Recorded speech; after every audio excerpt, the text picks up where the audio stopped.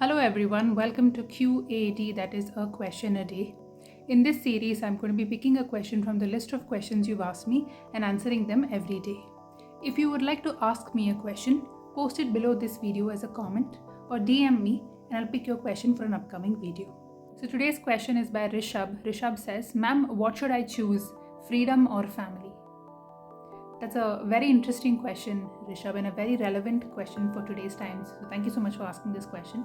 So your question reminds me of this video that I watched by Sadhguru, in which he says, all other animals and birds have two lines, a lower line and an upper line, within which their life is.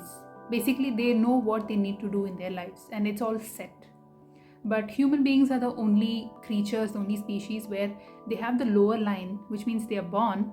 They don't have an upper line.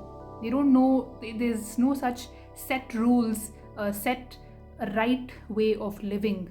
So it's different for each individual. So it kind of gets a little confusing for human beings to decide what they want to do in their lives.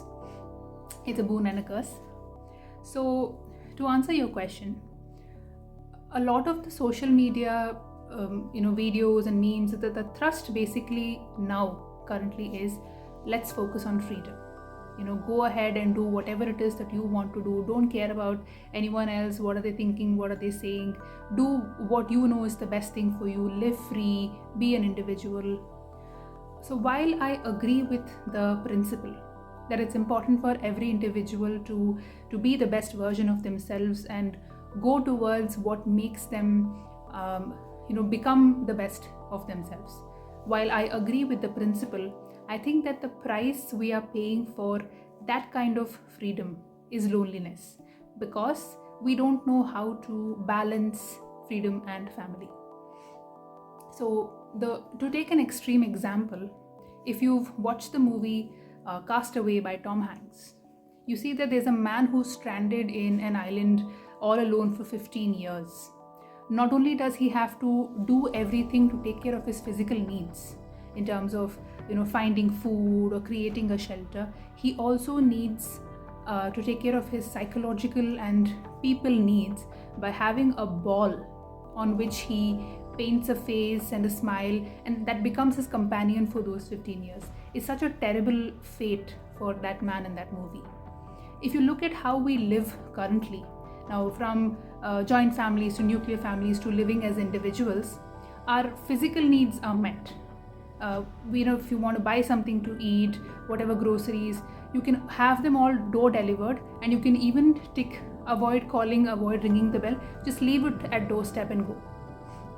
So your physical needs are met, so you don't actually need to interact with people. But what about psychological needs? What about emotional needs? What about your need for community? That is not being met today, and there are a lot more lonely people today than maybe there used to be 50, 60, 100 years ago. So the psychological effect of us choosing way too much freedom and focusing way little on the family aspect of our lives is rampant today. I think you can see that the price that we're paying for it is loneliness. So the question is perhaps not between family and freedom. The choice is not between family and freedom. It's what kind of freedom, what kind of family. So the reason why a lot of us want to break away from family and go in search of freedom and individuality is because we perhaps don't know how to create boundaries in our own homes, or we have not dealt with traumas, we have not dealt with difficulty in attachment. So if we have not dealt with those aspects of who we are, it is going to be difficult for us to live among people. But for that, if we say, no, I'll live by myself, that's not going to sit well with we as people, unless we are supremely evolved like yogis who can sustain living by themselves alone in mountains.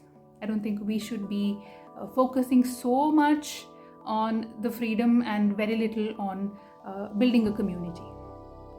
So my suggestion to you would be, instead of making this false choice between family or freedom, see if you can do a family and freedom. The more you grow yourself, the more you overcome maybe issues, traumas, attachment issues, and your whatever it is that's preventing you from bonding with people. See if you can work on that. Maybe talk to a therapist, or see if you can build yourself up so much that the people you attract in your life would be amazing. You don't have to worry about what kind of problems I might have living with them. So those kind of problems will be very much reduced if you raise yourself up to become a much better individual. That way, it need not be a choice between freedom or family. It can be a good combination of freedom and family. See if this helps you.